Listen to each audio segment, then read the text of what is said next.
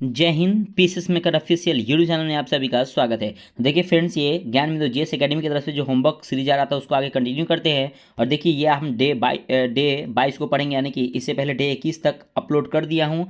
आज देखिए friends, day 21 का आज ही अपलोड कर रहा हूँ, डे 22 का भी आज ही अपलोड कर रहा हूँ। तो प्लीज़ आप इस वीडियो को शुरू से लेकर अंत तक जरूर देखिएगा। वीडियो का सलाह कमेंट करके बताइएगा। और देखिए फ्रेंड्स, ये जो आपका ये जो होमवर्क सीरीज है 25/2025 ये आज ही का है, ठीक है ना, तो ध्यान रखिएगा। देखते हैं फ्रेंड्स, हम लोग करंट अफेयर्स और क्वेश्चन बैंक से रिलेटेड यहाँ पे पहले क्वेश्चन रहता है, यानी कि ध्यान रखिएगा। आप शुरू से लेकर अंत तक जरूर वीडियो को देखिए फ्रेंड्स। और देखिए मैं जो फुल मॉक टेस्ट जो ज्ञान बिंदु जेएस एकेडमी की तरफ से दरोगा का जो फुल मॉक टेस्ट आता है उसको मैं अपलोड किया था संडे को, तो प्लीज़ आप उसे भी जाके जरूर देखिएगा, बहुत इंपॉर्टेंट है आपको प्रैक्टिस के लिए। और इसका मास्टर वीडियो मैं अपलोड कर चुका हूं, तो उसे भी आप जरूर जाके देखिएगा फ्रेंड्स। इसका पीडीएफ चाहिए तो नीचे दिए डिस्क्रिप्शन बॉक्स में टेलीग्राम का लिंक है, इससे आप ज्वाइन होकर फ्रेंड्स पीडीएफ इसका ले सकते हो। और हाँ, आप टेलीग्राम से अगर जुड़िएगा तो बहुत सारे आपको नए अपडेट आपको करंट अफेयर्स एग्जाम और डेली प्रैक्टिस में अपलोड होते रहते हैं, तो उसके लिए बहुत ज़्यादा यूजफुल रहेगा, ठीक है। तो देखते हैं आज का हमारा फर्स्ट क्वेश्चन है क्या कि माई प्राइड माई स्कूल अभियान की शुरुआत किस राज्य में की गई है। तो देखिए फ्रेंड्स, अगर हम बात करते हैं ना कि माई प्राइड माई स्कूल अभियान जो शुरू किया गया ना वो हिमाचल प्रदेश, ठीक है, ध्यान से सुनिएगा, हिमाचल प्रदेश के द्वारा इसकी शुरुआत की गई थी। हिमाचल प्रदेश के द्वारा माई प्राइड माई स्कूल अभियान की शुरुआत की गई थी हिमाचल प्रदेश के द्वारा। और याद रखिएगा, ये न्यू एजुकेशन पॉलिसी जो आया था उसके तहत ये 2024 में इसको शुरुआत की गई थी, न्यू एजुकेशन पॉलिसी के तहत हिमाचल प्रदेश में। अगला क्वेश्चन है आपका कि मेक इन इंडिया योजना के पूरक के रूप में किस एक पहल की शुरुआत की गई है। देखिए मेक इन इंडिया योजना के पूरक के रूप में ना एक पहल की शुरुआत किसका बोलता है, क्रिएट योजना, क्रिएट योजना, सुनिएगा, क्रिएट इंडिया चैलेंजिंग योजना, क्रिएट इंडिया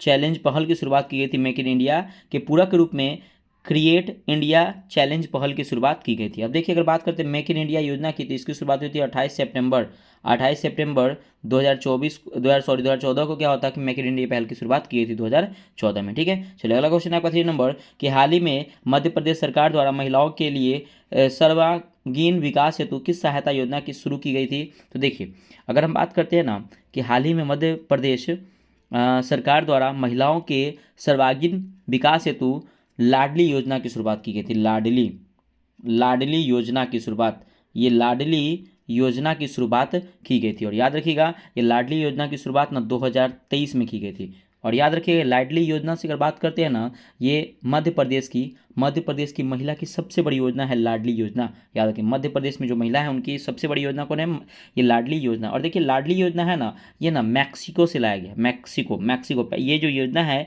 ये मैक्सिको में जाता है मैक्सिको में, वहीं से लाडली योजना को मध्य प्रदेश सरकार ने वहाँ से उठा के लाया है, ठीक है। अब देखिए ये तो हो गया मध्य प्रदेश की सबसे बड़ी योजना आपकी लाडली योजना होगी। लेकिन अगर क्वेश्चन है कि पूरे भारत में महिलाओं की सबसे बड़ी योजना कौन है, तो सुभद्रा योजना, सुनिएगा, सुभद्रा योजना जो आपको उड़ीसा राज्य में चलाया गया था, ठीक है। चलिए आगे देखते हैं। नेक्स्ट क्वेश्चन है आपका 4 नंबर कि WHO द्वारा कुष्ठ रोग को खत्म करने वाला दुनिया का पहला देश किसे घोषित किया गया है। देखिए अगर हम WHO की बात करते हैं तो याद रखिएगा कि जॉर्डन, WHO द्वारा कुष्ठ रोग को खत्म करने वाला दुनिया का पहला देश कौन बना है, तो जॉर्डन बना है। जॉर्डन जो देश है इसको खत्म करने वाला पहला देश बना। और ये देखो कुष्ठ रोग जो होता है ना जीवाणु जनित रोग है, जीवाणु से होता है। अगर यहाँ पे WHO की बात करते हैं तो वर्ल्ड हेल्थ ऑर्गेनाइजेशन जिसका स्थापना हुआ था 7 अप्रैल 1948 को इसका स्थापना हुआ, इसलिए 7 अप्रैल को हम लोग विश्व स्वास्थ्य दिवस के रूप में मनाते हो। हेडक्वार्टर का है तो जिनेवा स्विट्जरलैंड में क्या है, तो WHO का हेडक्वार्टर, इसके अध्यक्ष है टेड्रोस अधेनम। याद रखिए टेड्रोस, इसको लिख देते हैं टेड्रोस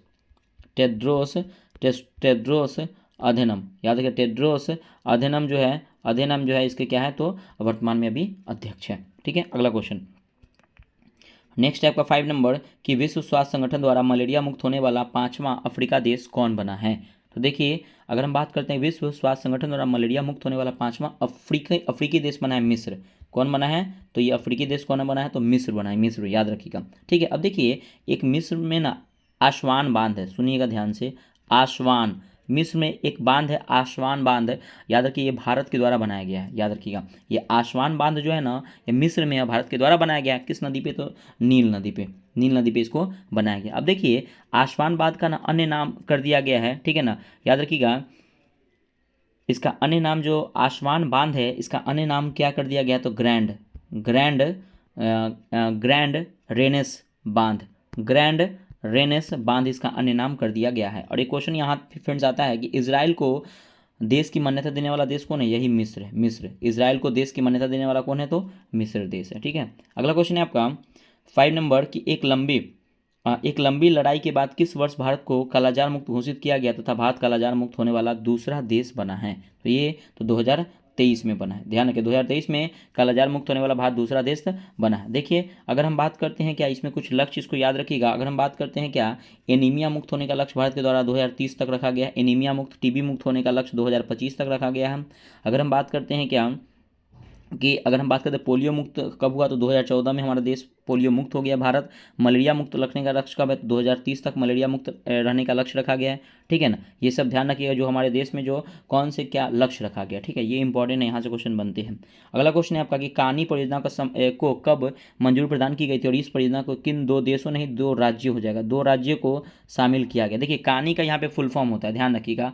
कानी सी ए से हो जाएगा आपका चेन्नई, सी ए से क्या हो जाएगा चेन्नई, और एन आई से क्या हो जाएगा सॉरी सी से चेन्नई होगा, ए से अंडमान और निकोबार हो जाएगा। ठीक है, ए से क्या हो जाएगा अंडमान और एन आई से निकोबार हो जाएगा, ध्यान रखिएगा। तो चेन्नई और अंडमान निकोबार की परियोजना है। ठीक है, तो देखिए अगर यहाँ पे क्वेश्चन बोला जा रहा है कि कानी परियोजना को कब मंजूरी प्रदान की गई थी और इस परियोजना को किन 2 देशों में शामिल किया गया है, मतलब किन 2 राज्यों में शामिल किया गया है। ठीक है ना, देखिए कानी परियोजना को मंजूरी हुई थी 10 अगस्त 2020 को मंजूरी हुई थी। और ये जो परियोजना जो है वह चेन्नई और अंडमान निकोबार के बीच में स्थित है। ठीक है ना, ये ध्यान रखिएगा।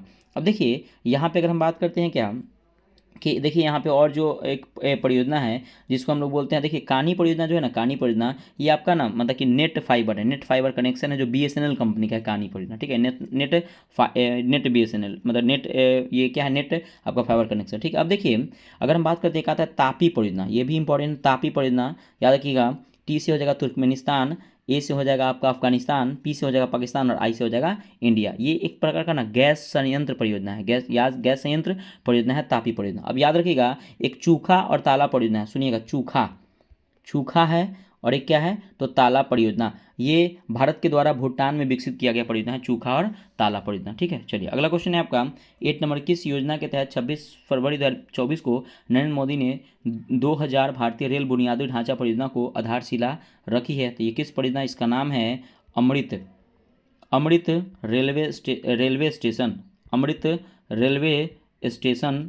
रेलवे स्टेशन परियोजना के तहत, याद रखिएगा। अगर हम बात करते हैं क्या कि अमृत भारत की शुरुआत कब हुई थी, तो 2021 में अमृत भारत की शुरुआत की गई थी। और अमृत काल भारत में कब से कब तक है, तो 2021 से लेके 2047 तक क्या अमृत भारत काल है हमारे भारत में। अब देखिए ऑपरेशन कवच की बात करते हैं तो ऑपरेशन कवच ना रेलवे के द्वारा शुरू किया गया, ऑपरेशन कवच रेलवे के द्वारा किया गया। ऑपरेशन अमानत जो है वह रेलवे के RPF के द्वारा शुरू किया गया, RPF ये ऑपरेशन अमानत। ठीक है ना, अब देखिए क्वेश्चन यहाँ से आता है रेलवे से, सुनिएगा कि भारत में डबल डेकर, ये जो डबल डेकर है डब्बा के ऊपर डब्बा जो होता है, डबल डेकर ट्रेन चलाया गया प्रथम कौन है, तो वासुकी ट्रेन है भारत में जो सबसे पहले डबल डेकर चलाया गया, वासुकी। अगला क्वेश्चन है आपका कि तरुण प्लस योजना के तहत ऋण सीमा को 10 लाख से बढ़ाकर कितना कर दिया है, तो 20 लाख रुपए कर दिया है। ठीक है, 20 लाख रुपए कर दिया, ये ध्यान रखिएगा। और याद रखिएगा ये जो तरुण प्लस योजना की शुरुआत की कब, देखिए ये हो गया, ये तो हो गया। देखिए क्वेश्चन यहाँ पे बनेगा मुद्रा योजना, सुनिएगा मुद्रा योजना की शुरुआत कब की गई थी, 2015 में मुद्रा योजना की शुरुआत की गई थी। अगला क्वेश्चन है आपका कि वेनगंगा जलगंगा नदी जोड़ो परियोजना को किस राज्य द्वारा अनुमति प्रदान की गई है, तो किस राज्य के द्वारा, तो ये किया गया महाराष्ट्र के द्वारा। महाराष्ट्र के द्वारा क्या हुआ है, महाराष्ट्र के द्वारा वेनगंगा जलगंगा नदी जोड़ो परियोजना की अनुमति प्रदान की गई है। देखिए वेनगंगा जो है ना ये गोदावरी की सहायक नदी, गोदावरी की, और जलगंगा जो है आपकी ताप्ती की सहायक नदी है। ठीक है ना, ताप्ती की सहायक नदी। अब देखिए अगर हम बात करते हैं क्या कि कोसी मेची परियोजना है, क्वेश्चन आता है कोसी मेची परियोजना को कब मतलब कि दिया गया था, तो याद रखिए 2024 में कोसी मेची परियोजना को लाया गया था, कब 2024 में लाया गया था। ठीक है, देखिए फ्रेंड्स एक क्वेश्चन बनता है, ठीक है ना, भारत सरकार की पहली नदी जोड़ो परियोजना कौन सी है, सुनिएगा भारत सरकार की सबसे पहली नदी जोड़ो परियोजना कौन है, तो याद रखिएगा इसका नाम है केन बेतवा लिंक परियोजना। केन बेतवा लिंक परियोजना जो है वह भारत की पहली नदी जोड़ो परियोजना है। ठीक है, अगला क्वेश्चन है 11 नंबर की, फर्स्ट वार ऑफ इंडिपेंडेंस पुस्तक किसके द्वारा लिखी गई है, तो देखिए ये जो पुस्तक लिखी है ना वी.डी. सावरकर के द्वारा लिखा गया है फर्स्ट वार ऑफ इंडिपेंडेंस पुस्तक। ठीक है, अब देखिए वीडी सावरकर 1857 क्रांति को भारत का पहला स्वाधीनता संग्राम कहा था। वीडी सावरकर ने। क्वेश्चन आता है कि 1857 क्रांति को भारत का पहला स्वाधीनता संग्राम किसने कहा था, तो वीडी सावरकर ने। स्वाधीनता संग्राम। 12 नंबर, कृत्रिम ग्रेफाइट किस विधि से तैयार किया जाता है, तो कृत्रिम ग्रेफाइट जो है ना, याद रखिएगा ये आपका है ना एक एचिसन विधि, एचिसन विधि, ठीक है ना। एचिसन विधि के द्वारा क्या होता है कि विधि के द्वारा कृत्रिम ग्रेफाइट तैयार किया था। और याद रखिए ग्रेफाइट जो होता है ना कार्बन का, ये तो कृत्रिम हो गया, केवल ग्रेफाइट होता है ना कार्बन का अप्रूप होता है, कार्बन का। ग्रेफाइट कार्बन का अप्रूप होता है। और याद रखिए ग्रेफाइट का ना विद्युत का सुचालक होता है, सुचालक। इसको पेंसिल में प्रयोग करते हैं। ग्रेफाइट का उपयोग जो हम लोग कहाँ करते हैं, पेंसिल में प्रयोग करते हैं। पेंसिल का जो नुकीला होता है उसमें करते हैं। और स्नेहक के रूप में भी क्वेश्चन आता है, ग्रेफाइट का रूप कहाँ करते हैं, स्नेहक के रूप में, स्नेहक के रूप में ग्रेफाइट का उपयोग करते हैं। अगला क्वेश्चन है 13 नंबर कि संसद के 2 सदनों के साथ सदनों से पारित बिल पर किसके हस्ताक्षर से वह कानून का रूप ले लेता है, तो किसका हस्ताक्षर उसमें होना चाहिए, तो ये राष्ट्रपति का। राष्ट्रपति, याद रखिएगा कि संसद के दोनों सदनों से पारित बिल को हस्ताक्षर व कानून के रूप ले लेता है। राष्ट्रपति के हस्ताक्षर के बाद वो कानून के रूप ले लेता है। राष्ट्रपति का हस्ताक्षर होना चाहिए। देखिए अगर हम बात करते हैं विधेयक की ना, तो देखिए विधेयक तो लोकसभा में या राज्यसभा में किसी भी में आ सकता है। लोकसभा में आ सकता है या राज्यसभा में लाया जाता है, ठीक है ना। और याद रखिएगा, और ये विधेयक जो अंत में होता है ना, विधेयक जो अंत में होता है, ये विधेयक अंत में के बाद कहाँ से आता है, अंत में राष्ट्रपति के पास जाता है, ठीक है ना, ये ध्यान रखिएगा। अगर हम बात करते हैं भारत में अब तक ना 106 अधिनियम हुए। भारत में अब तक कितने अधिनियम है, तो 106 अधिनियम है। अगला क्वेश्चन है 14 नंबर की सिंधु सभ्यता का पूरा स्थल कोरजी कहाँ अवस्थित है। देखिए सिंधु सभ्यता का जो आपका कोरजी स्थल है ना, ये कहाँ है, तो ये सिंध प्रांत में स्थित है। सिंध प्रांत में कोरजी कहाँ है, तो सिंध प्रांत में स्थित है, सिंध प्रांत में। अब देखिए कुछ आपका स्थान है उसको नाम लिखिएगा। रोपड़ आपके पंजाब में है। रोपड़ कहाँ है, तो रोपड़ पंजाब में है। राखीगढ़ी कहाँ है, तो राखीगढ़ी हरियाणा में है। राखीगढ़ी कहाँ है, हरियाणा में है, ठीक है। चंदहुद्रो पाकिस्तान में है। अगर बात करते हैं कालीबंगा आपका राजस्थान में हो गया। मांडा आपका जम्मू एंड कश्मीर में हो गया। आलमगीरपुर उत्तर प्रदेश में हो गया। धोलावीरा गुजरात में, लोथल भी गुजरात में, और दैमाबाद आपका महाराष्ट्र में स्थित है। तो कुछ जगह के नाम है जो आपको बता दिए सिंधु घाटी सभ्यता से। 15 नंबर की प्रस्तावना संविधान के अभिन्न हिस्सा है और संशोधन योग्य है, यह कथन सर्वोच्च न्यायालय में किस वाद से संबंधित है। देखिए प्रस्तावना संविधान का अभिन्न अंग है, यह संशोधन के योग्य है, यह कथन सर्वोच्च के किस, याद रखिएगा केशवानंद भारती बनाम केरल। सुनिएगा केशवानंद भारतीवाद केरल,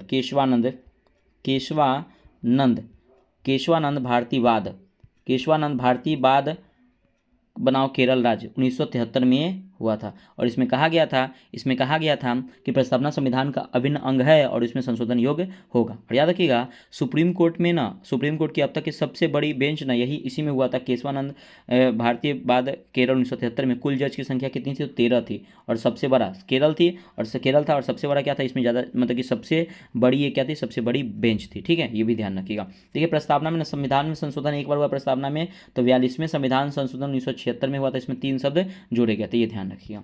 तो फ्रेंड्स आप लोग कमेंट करके बताइए कि वो जो 42वें संविधान संशोधन जो प्रस्तावना में हुआ था वो 3 शब्द कौन कौन जोड़े गए थे, आप कमेंट करके बताइए फ्रेंड्स। और सबसे देखिए फ्रेंड्स एक इंपॉर्टेंट हम बात बता रहे हैं, अभी तक आपका जो होमवर्क जो सीरीज हो गया फ्रेंड्स वो 22 डे हो गया है। तो देखिए फ्रेंड्स मैं आप लोग को ये बताना चाहता हूँ कि देखिए जीके जीएस जो ऐसे सब्जेक्ट होते हैं ना, जीके जीएस ये भूल जाते हैं। अगर आप 7 दिन 10 दिन अगर 12 दिन तक आप थोड़ा सा तो माइंड में रहता है, भले आप एग्जाम में जाइएगा तो आपको याद रहे कि हम पढ़े हैं, लेकिन उस चीज़ को हम लोग भूल जाते हैं फ्रेंड्स। तो प्लीज़ आप क्या काम कीजिए, रिवीजन के तौर पर वीडियो को देखिए, बहुत बार रिवीजन कीजिए। और मैं आपको विश्वास दिलाता हूँ आपके जो प्रोविजनरी अभी आपके जो मद निषेध वाले जो वैकेंसीज आए हैं बिहार में, उसका लगभग अप्रॉक्स 28 पोस्ट है, ठीक है ना। और बिहार दरोगा का अगर फॉर्म आ रहा है उसके लिए, और बिहार पुलिस का भी फॉर्म आ रहा है उसके लिए, अब बिहार मतलब ये जो बिहार एसएससी में वो भी है, अगर कोई भी बिहार के एग्जाम के लिए, तो ये सब इंपॉर्टेंट क्वेश्चन है और बहुत सारे एग्जाम में यहाँ से क्वेश्चन देखने को मिलेंगे। तो प्लीज़ आप एक बार पीसीएस मेकर चैनल से जुड़िए। और इससे पहले जितने भी वीडियो मैंने बताया था 22 वीडियो, अभी तक 21 हो गया है, तो उसे आप जरूर देखिए रिवीजन के तौर पर फ्रेंड्स, आप रिवीजन जरूर करें, बहुत फायदा करेगा आपको, ध्यान रखिएगा। चलिए अगला क्वेश्चन आपका 16 नंबर कि मानव शरीर के किस अंग द्वारा पीतरस का निर्माण होता है, पीतरस की प्रकृति क्या होती है। देखिए मानव अगर हम बात करते हैं ना कि मानव शरीर का जो किस अंग के द्वारा होता था, लीवर के द्वारा ना, लीवर याद रखिएगा, लीवर जो होता है जिसको जिगर कहते हैं, पीतरस का निर्माण होता है। और पीतरस की प्रकृति क्या होती है ना, क्षारीय होती है, क्षारीय। पीतरस की प्रकृति क्या होती है, तो क्षारीय होती है, क्षारीय। और याद रखिएगा अगर हम बात करते हैं पीतरस की, देखिए इसका जनरली इसका पीएच मान आपको 7.7 देखने को मिलेगा, लेकिन ध्यान रखिएगा इसका पीएच मान 8.3 से लेके 8.5 तक एनसीईआरटी में दिया हुआ है, ध्यान रखिएगा, ठीक है।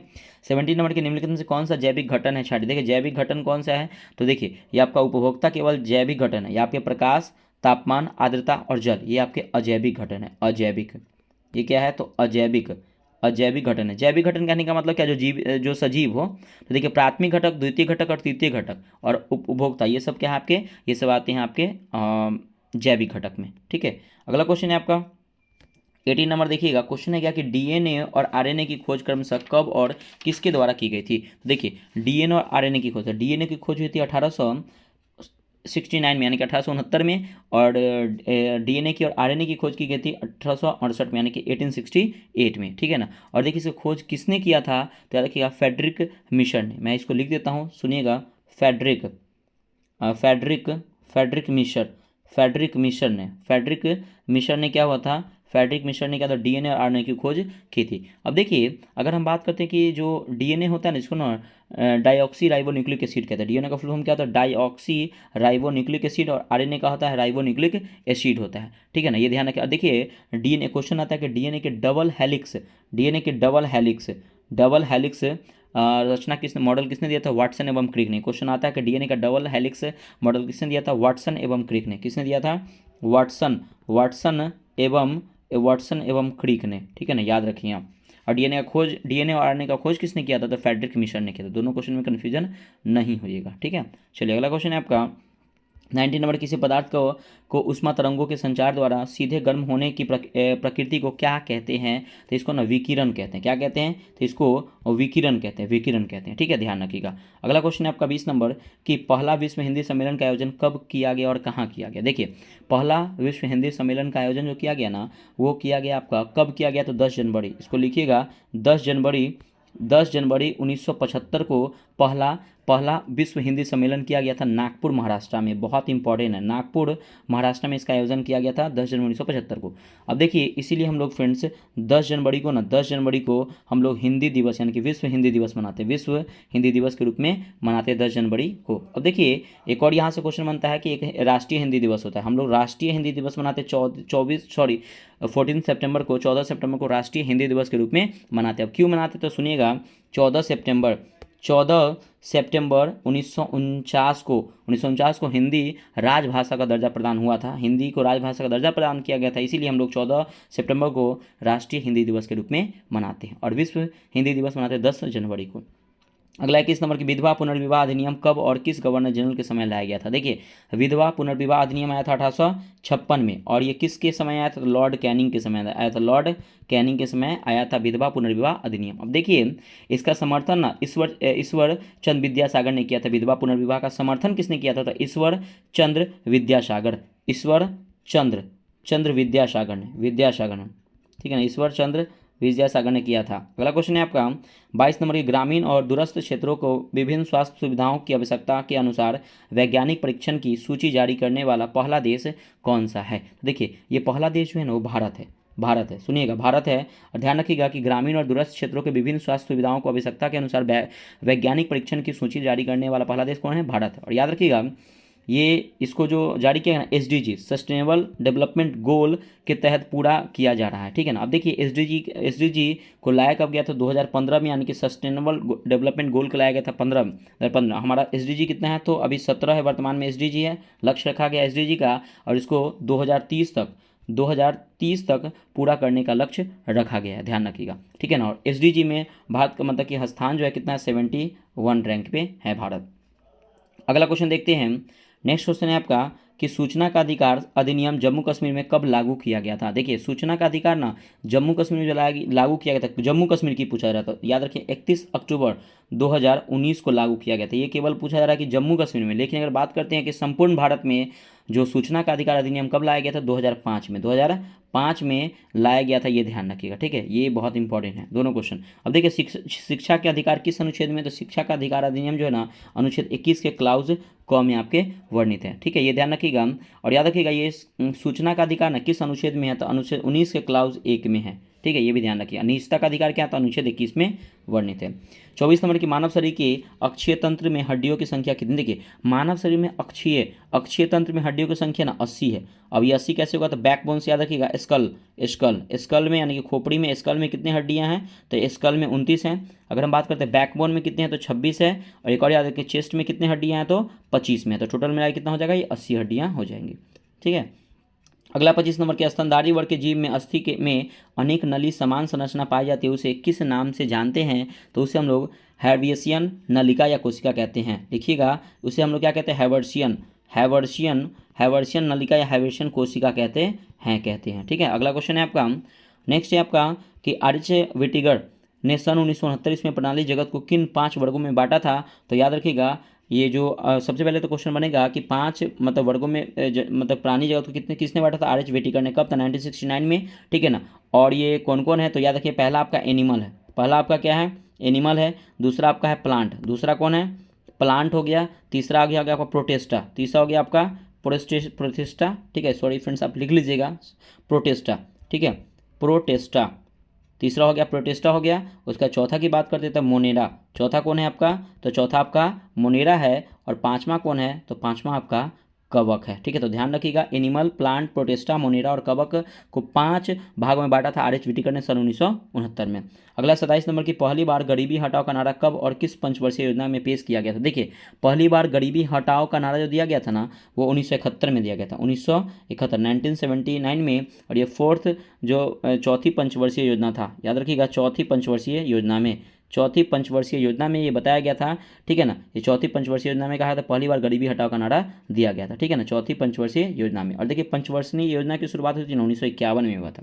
ठीक है ना। अब प्रथम पंचवर्षीय योजना 1951 से 56 तक 5 वर्षों तक था, 56 तक था। अंतिम पंचवर्षीय योजना कौन है? तो 12वीं पंचवर्षीय योजना ने अंतिम पंचवर्षीय योजना थी, जो 2012 से शुरू हुई थी और 2017 तक थी। लेकिन ध्यान रखिएगा, 2017 से पहले ही इसको बीच में भंग कर दिया गया था। और इसी के जगह पे जो आया था वो क्या था? नीति आयोग को गठन किया गया था, 2015 में इसका गठन किया गया था। ये भी ध्यान रखिएगा। ठीक है, तो क्वेश्चन आता है कि पंचवर्षीय योजना के आधार पर किसको लाया गया था? तो नीति आयोग को लाया गया था। ठीक है, चलिए आगे देखते हैं। अगला क्वेश्चन है आपका 28 नंबर की किसने जर्मन राज्यों का एक संघ स्थापित कर राष्ट्रीय एकता का मार्ग प्रशस्त किया था? तो किसने? तो नेपोलियन ने। किसने किया था? तो नेपोलियन ने किया था। नेपोलियन ने किया था कि जर्मन राज्यों का एक संघ स्थापित कर राष्ट्रीय एकता का मार्ग प्रशस्त किया था नेपोलियन ने। ठीक है, अब देखिए क्वेश्चन यहाँ पे आता है कि जर्मनी का एकीकरण किसने किया था? तो जर्मनी का एकीकरण किया था बिस्मार्क ने। जर्मनी का एकीकरण, भारत का एकीकरण किसने? सरदार वल्लभ भाई पटेल ने। इसीलिए सरदार वल्लभ भाई पटेल को आयरन मैन ऑफ इंडिया के नाम से जाना जाता है। अब देखिए, अब बात करते हैं क्या कि जर्मनी का शासक कौन था? तो जर्मनी का शासक था हिटलर। जर्मनी का शासक कौन था? तो हिटलर था। और हिटलर नाजीवाद प्रथा की शुरुआत दिया था। हिटलर किसकी शुरुआत की थी? नाजीवाद। क्वेश्चन आता है कि नाजीवाद प्रथा की शुरुआत किसने की थी? तो नाजीवाद प्रथा की शुरुआत हिटलर ने की थी। ठीक है ना, ये ध्यान रखिएगा। अगला क्वेश्चन है आपका 29 नंबर की जर्मनी ने सोवियत संघ के सामने आत्मसमर्पण कब और कहाँ किया? देखिए, जर्मनी ने सोवियत संघ के सामने, तो देखिए जर्मनी ने सोवियत संघ के सामने ना आत्मसमर्पण किया था 7 मई 1945 को। ठीक है ना, सोवियत संघ यानी कि रूस, कहाँ पे किया था? तो रूस में किया था। कहाँ पे किया था? हिटलर। देखिए, हिटलर ने कर दिया था। और हिटलर ने ना मतलब उसका इंसल्ट ना हो, इसीलिए क्या किया था? हिटलर वहाँ का शासक था, हिटलर ने क्या कर लिया था? आत्महत्या कर लिया था और अपनी वाइफ को जहर देके मार दिया था। मतलब बोला था कि उसकी तरह से कर दिया था। ठीक है, अगला क्वेश्चन है 30 नंबर की H5N1 वायरस में कौन सा रोग होता है? देखिए, H5N1 वायरस में ना बर्ड फ्लू। देखिए, H5 यहाँ पे 5 है, मतलब ज़्यादा है, तो याद रखिए बर्ड फ्लू। एक ट्रिक मैं बता रहा हूँ, बर्ड फ्लू। ठीक है ना, लेकिन ये क्या आता है? Swine flu. सुनिएगा, ये हो गया बर्ड फ्लू, एक होता है स्वाइन फ्लू। स्वाइन फ्लू देखिए क्या होता है फ्रेंड्स, स्वाइन फ्लू में क्या होता है कि इसमें होता है ना H1N1 होता है, H1N1। देखिए, एक है, एक मतलब सुअर एक है, तो यहाँ पे सुअर यानी कि स्वाइन फ्लू हो जाएगा। ठीक है ना, बर्ड से क्या फैलता है? तो बर्ड फ्लू, और सुअर से क्या फैलता है? तो स्वाइन फ्लू फैलता है। तो H1 एक है, यहाँ पे 5 बहुत सारे बर्ड है, तो ऐसे याद रख सकते हैं। ठीक है, अगला आपका है कि डायटम, यूग्लिना और प्लाज्मोडियम जंतु जगत के किस संघ में आते हैं? तो देखिए, ये जो होते हैं ना, मतलब डायटम, यूग्लिना और प्लाज्मोडियम जो होते हैं, ये आपके प्रोटेस्टा जो है आपके प्रोटेस्टा के समूह में आते हैं, संघ में आते हैं। अगला क्वेश्चन है आपका कि भारत का पहला और सौर मिशन आदित्य 11 को कब लॉन्च किया गया है? तो देखिए, इसको लॉन्च किया गया 2 सितंबर 2023 को। 2 सितंबर 2023 को क्या हुआ था कि 2 सितंबर 2023 को भारत का पहला सौर मिशन आदित्य 11 को लॉन्च किया गया है, जिसका नाम है लैंग्रेज .1। 11 का यहाँ पे मतलब होता है, जिसका मतलब लैंग्रेज .1 नाम रखा गया है। और देखिए, ये जो पहला जो आदित्य 11 है, इस मिशन का डायरेक्टर कौन था? निगार साजी। बहुत बार पूछे हुए हैं, निगार साजी इसके डायरेक्टर कौन है? तो निगार साजी क्या है इसके डायरेक्टर? ठीक है, अब देखिए अब यहाँ पे कुछ ना आप याद रखिएगा, कुछ मंगलयान मिशन को लॉन्च किया गया था 2013 में, मंगलयान मिशन को 2013 में, चंद्रयान फर्स्ट को लॉन्च किया गया 2008 में, चंद्रयान सेकंड को लॉन्च किया गया है 2021 में, ध्यान रखिएगा। चंद्रयान 2 को लॉन्च किया गया 2021 में, चंद्रयान 3 को लॉन्च किया गया है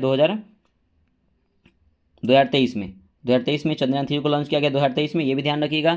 और चंद्रयान 4 को कब लॉन्च किया जाएगा, तो देखिए 2028 तो हम लोग पढ़े थे 2028, लेकिन ध्यान रखिएगा अब 2027 में अगर होगा तो इसको देख लीजिएगा आप, शायद अपडेट हुआ है तो ये भी ध्यान रखिएगा, ठीक है। लेकिन 2028 मैंने पढ़ा था तो मैं आपको बताया, ठीक है। आगे देखिए गगनयान मिशन को लॉन्च किया जाएगा 2026 में लॉन्च किया जाएगा, ठीक है, लॉन्च 2026 में किया जाएगा। शुक्रयान मिशन को भी कब लॉन्च किया जाएगा, तो 2026 में, शुक्रयान मिशन को भी 2026 में, ये भी ध्यान रखिएगा, ठीक है। चलिए अगला क्वेश्चन है आपका, नेक्स्ट है आपका कि बिहार में कांग्रेस का 37वां अधिवेशन कब और कहाँ आयोजित किया गया था। देखिए बिहार में कांग्रेस का 37वां अधिवेशन आयोजित किया गया था 1922 में, और कहाँ पे, तो गया में किया गया था, गया में, जिसका देखते हैं CR दास।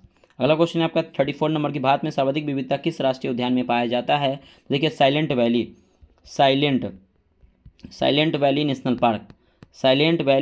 नेशनल पार्क जो आपके केरल में है, और सबसे ज़्यादा विविधता यहीं पे पाया जाता है।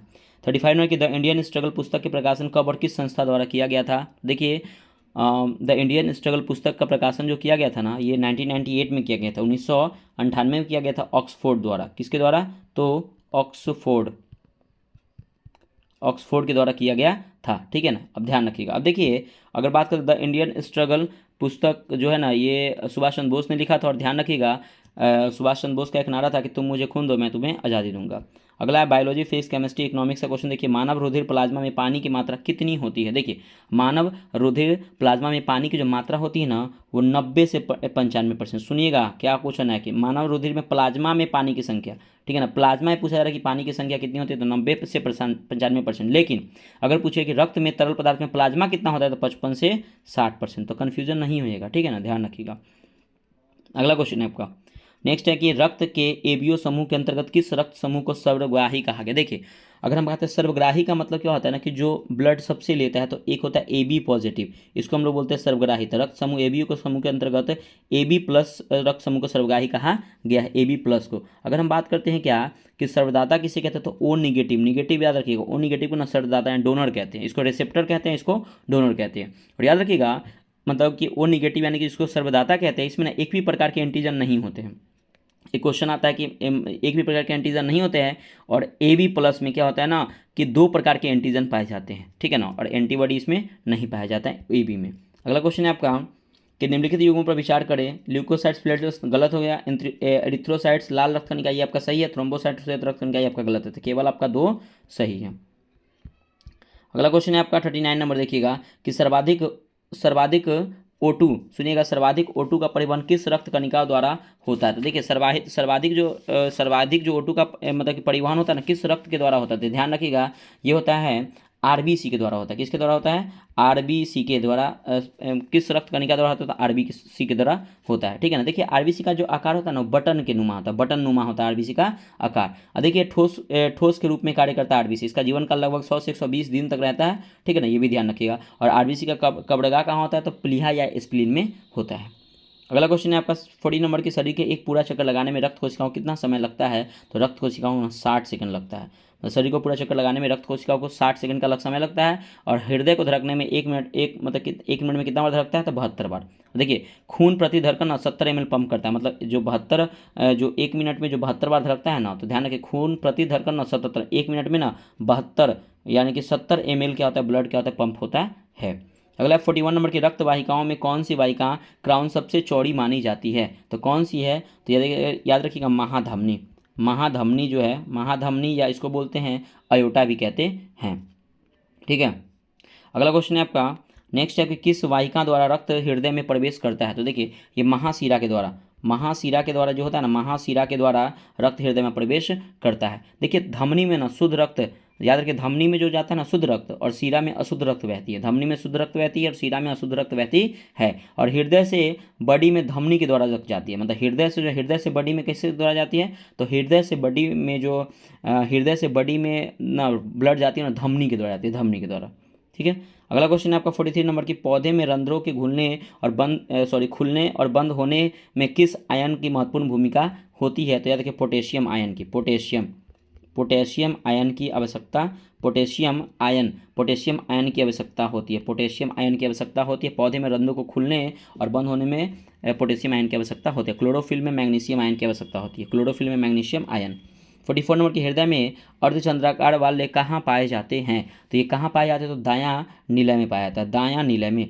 दायां निलय में क्या होता है कि दायां निलय में हृदय के अर्धचंद्राकार वाले पाया जाता है। और याद रखिएगा दायां निलय में ना अशुद्ध रक्त पाया जाता है, इसमें अशुद्ध रक्त पाया जाता है। अगला क्वेश्चन है 45 नंबर, कौन सी रक्त वाहिका अशुद्ध रक्त को हृदय में फेफड़े तक ले जाती है? तो याद रखिएगा, इसको लिखिएगा फुफ्फुस, फुफ्फुस, फुफ्फुस धमनी।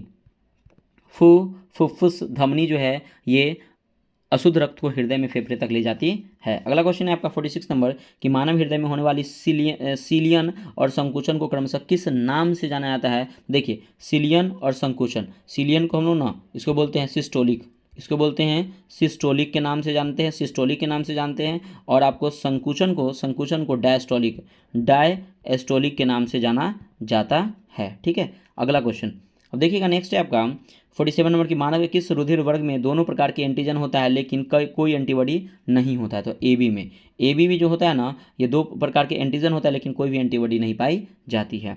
अगला क्वेश्चन है आपका 48 नंबर, देखिएगा 48 नंबर की आरएच फैक्टर एक एंटीजन है जिसकी खोज किसके द्वारा किया गया था? तो देखिए आरएच फैक्टर खोज ना कार्ल लैंड स्टीनर के द्वारा, कार्ल लैंड स्टीनर के द्वारा क्या हुआ था कि आरएच फैक्टर की खोज की गई थी और रिसर्च बंदर पर किया गया था, ध्यान रखिएगा, जिससे हमको ब्लड ग्रुप ABO इसे पता चलता है। ठीक है ना। अगला क्वेश्चन है 49 नंबर, कौन सा तत्व पौधे में ऑक्सीजन हार्मोन व प्रोटीन संश्लेषण में मदद करता है? तो देखिए यह ना एक एल्बुमिन हार्मोन है, एल्बुमिन। सुनिएगा सुनिएगा फ्रेंड्स, इसको देखिए, ये नहीं क्वेश्चन पूछा है कौन सा तत्व पौधे में ऑक्सीजन हार्मोन और प्रोटीन संश्लेषण में मदद करता है? तो याद रखिए जस्ता। कौन सा है? तो जस्ता है, जस्ता। तो याद रखिए जस्ता जो है वह पौधे में ऑक्सीजन हार्मोन और प्रोटीन संश्लेषण में मदद करता है, जस्ता। 50 नंबर क्वेश्चन देखिएगा कि रक्त प्लाज्मा किसकी अत्यधिक मात्रा होने के कारण रक्त गाढ़ा, लाल और लसलसा तथा सयान हो जाता है? देखिए किसकी? तो याद रखिए एल्बुमिन, एल्बुमिन, एल्बुमिन। एल्बुमिन के कारण क्या होता है? एल्बुमिन के कारण क्या होता है कि रक्त प्लाज्मा में एल्बुमिन की अधिक मात्रा होने के कारण रक्त गाढ़ा, लाल और लसलसा और श्यान टाइप का हो जाता है। अगर एल्बुमिन अगर ऑप्शन में ना रहे तो आप ना प्लेटलेट्स या हिपेरिन यानी कि ब्लड प्रोटीन कर सकते हैं, ठीक, लेकिन एल्बुमिन है तो उसको टिक कीजिएगा। ठीक है, अगला 51 नंबर की रात्रि दूरदर्शी उपकरण में किस प्रकार के तरंगों का उपयोग किया जाता है? तो अवरक्त किरणों का, अवरक्त किरणों किसका प्रयोग करते हैं? तो अवरक्त यानी कि रात्रि दूरदर्शी उपकरणों में अवरक्त किरणों का प्रयोग करते हैं। और याद रखिए मांसपेशियों के उपचार में भी अवरक्त किरणों का उपयोग होता है, मांसपेशियों के उपचार में किसका प्रयोग होता है? तो अवरक्त किरणों का प्रयोग होता है। 52 नंबर की मनुष्य की अधिकतम ध्वनि सुनने की प्रवणता कितनी डेसिबल होती है? तो देखिए अधिकतम बोला जा रहा है, अधिकतम तो आपका 130 डेसिबल है, लेकिन मानव सुनने योग्य कितना है? तो 45 डेसिबल ये सुन सकता है। अगला है 53 नंबर की फैक्ट्री या प्रयोगशाला में वायुमंडल से बैक्टीरिया हटाने के लिए किस तरंग का प्रयोग करते हैं? तो याद रखिएगा इसको जो हम लोग करते हैं परावैज्ञानिक किरण का प्रयोग जो होता है फैक्ट्री या प्रयोगशाला में वायुमंडल से बैक्टीरिया को हटाने के लिए प्रयोग किया जाता है। 54 नंबर की समुद्री जहाज समुद्र की गहराई मापने या समुद्र के पीछे भाग का पता लगाने के लिए किस यंत्र का उपयोग किया जाता है? तो याद रखिए इसका उपयोग ना सोनार का करते हैं। किसका करते हैं? सोनार का। ध्यान रखें समुद्री जहाज समुद्र की गहराई मापने या समुद्र के पीछे पता लगाने के लिए सोनार का प्रयोग करते हैं और ये नौ संचालक के द्वारा सोनार का प्रयोग किया जाता है। 55 नंबर की ध्वनि का प्रभाव मानव के कानों तक कितने समय तक रहता है? तो 1/10 सेकंड तक रहता है। अगला क्वेश्चन है आपका ध्वनि तरंगे सर्वाधिक तीव्र गति में किस में गमन करती है? तो ध्वनि जो है ना ये आपके ना सबसे तीव्र गति में ठोस या इस्पात, इसको ठोस बोलिए या इस्पात में सबसे तेज से ये क्या होती है? गमन करती है। इस्पात के बाद द्रव, द्रव के बाद सबसे कम कहाँ करती है? तो गैस में करती है। और याद रखिएगा ये ध्वनि तरंगे ना निर्वात में गमन नहीं करती है, ध्यान रखिएगा। और ध्वनि तरंगे ना एक तरह के क्या है? तो एक प्रकार के यांत्रिक तरंग है जिसके माध्यम की जरूरत होती है। ध्वनि तरंग एक यांत्रिक तरंग है। 57 के स्पष्ट प्रतिध्वनि सुनने के लिए प्रवर्तक तल एवं ध्वनि स्रोत के बीच न्यूनतम दूरी कितनी होनी चाहिए? तो याद रखिएगा ये जो होनी चाहिए ना 17 मीटर होनी चाहिए। क्या होना चाहिए? तो 17 मीटर होनी चाहिए दूरी। ठीक है, अब देखिए एक ना क्वेश्चन आता है क्या कि ध्वनि की चाल वायु में कितनी होती है? बीपीएससी में कितना बार पूछा है? तो ध्वनि की चाल वायु में तो 332 मीटर पर सेकेंड होता है। अगला क्वेश्चन है आपका कि बादलों की बिजली के चमक से के काफ़ी समय बाद इसकी गर्जन सुनाई देता है, इसका कारण क्या है? इसका कारण ये है कि ध्वनि की चाल कम होती है प्रकाश की चाल से। तो ध्वनि की चाल कम होती है, ध्वनि की चाल क्या होती है? तो ध्वनि की चाल कम होती है प्रकाश की प्रकाश की चाल से। ठीक है, अगला आपका 59 नंबर कि सामान्य ताप और दाब पर पदार्थों कितनी अवस्था में होती थे? 3 अवस्था में होते, ठोस, द्रव और गैस।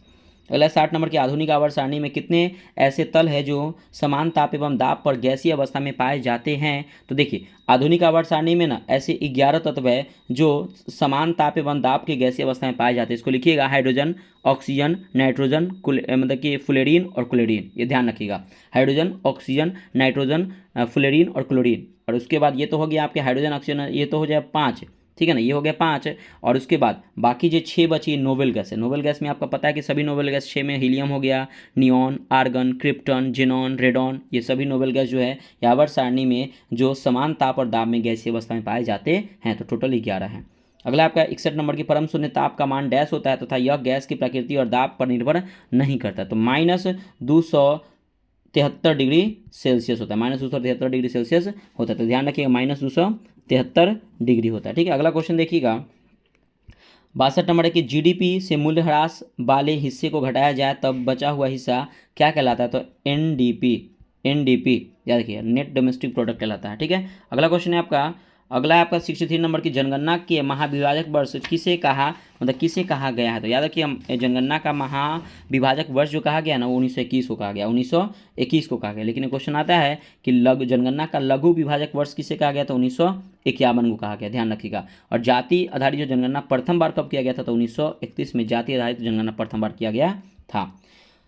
कितनी आयु वर्ष के लोग भारत के कार्यशील जनसंख्या में शामिल होते हैं? तो याद रखिए 15 से 59 वर्ष के जो लोग होते हैं ना भारत के कार्यशील जनसंख्या के अंतर्गत आते हैं, बाकी सब बेकार हैं, ऐसा कहना है डेटा के अनुसार, हम नहीं कह रहे हैं। 65 नंबर की सर्वोदय योजना कब और किसके द्वारा चलाई गई थी? देखिए सर्वोदय योजना जो चलाई गई थी ना ये 1950 में चलाया गया था, 1950 में। और ये याद रखिएगा ये जो चलाया गया था वो जयप्रकाश नारायण के द्वारा चलाया गया था। क्वेश्चन आता है किसके द्वारा? तो 1950 में जयप्रकाश नारायण के द्वारा चलाया गया था। अगला क्वेश्चन है 66 नंबर की भारत के थिंक टैंक और सुपर कैबिनेट के नाम से किसे जानते हैं? तो हम लोग नीति आयोग को जानते हैं, नीति आयोग। और याद रखिए national institution for transforming India, ठीक है ना, इसका हुआ था, इसका फुल फॉर्म एग्जाम में आता है। अगला क्वेश्चन है 67 नंबर की सामुदायिक विकास कार्यक्रम की शुरुआत कब और किसके द्वारा की गई थी?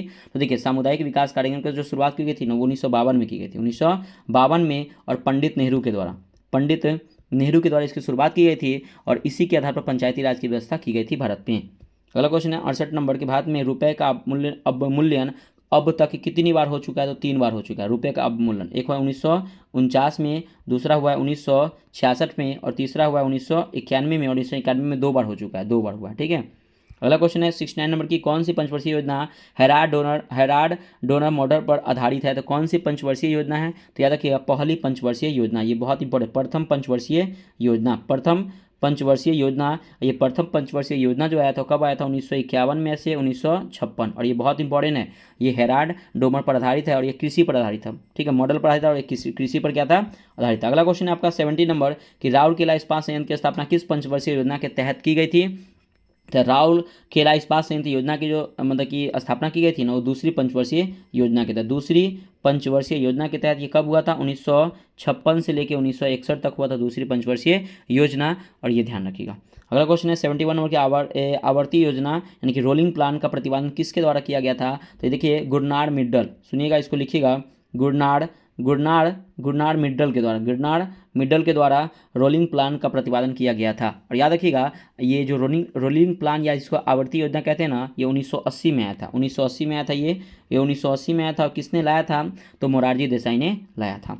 अगला 72 नंबर की भारत में आयात निर्यात बैंक की स्थापना किस अधिनियम के तहत की गई थी? तो याद रखिएगा 1981 के अधिनियम के तहत एग्जिम बैंक इसको बोलते हैं, एग्जिम बैंक यानी कि आयात निर्यात बैंक की स्थापना की गई थी। 73 नंबर की राव मनमोहन मॉडल को किस वर्ष पेश किया गया था? तो याद रखिएगा इसको पेश किया गया था 1991 में राव मनमोहन मॉडल को पेश किया गया था और इसी के समय एलपीजी मॉडल आया था। 74 नंबर किस पंचवर्षीय योजना को अवसंरचना योजना भी कहा गया है? तो सातवीं पंचवर्षीय योजना को अवसंरचना योजना कहा गया है। अगला है 75 नंबर की आगत निर्गत मॉडल पर आधारित योजना कौन सी है? तो छठी छठी पंचवर्षीय योजना जो है वह आगत निर्गत मॉडल पे आधारित है। देखिए फ्रेंड्स, यहाँ पे आपका कंप्लीट होता है होमवर्क। और देखिए यहाँ पे एक होमवर्क सीरीज का पहले स्टार्ट हुआ है। देखिए ये होमवर्क सीरीज फ्रेंड्स, आप लोग से मैं आपको ये कहना चाहता हूँ ना कि होमवर्क ना अगर आप कंटिन्यू कॉपी में लिख रहे होंगे तो ये लिखिए, आगे फ्यूचर में बहुत काम करेंगे होमवर्क, ठीक है। तो प्लीज़ आप कॉपी में इसे नोट डाउन जरूर कीजिएगा।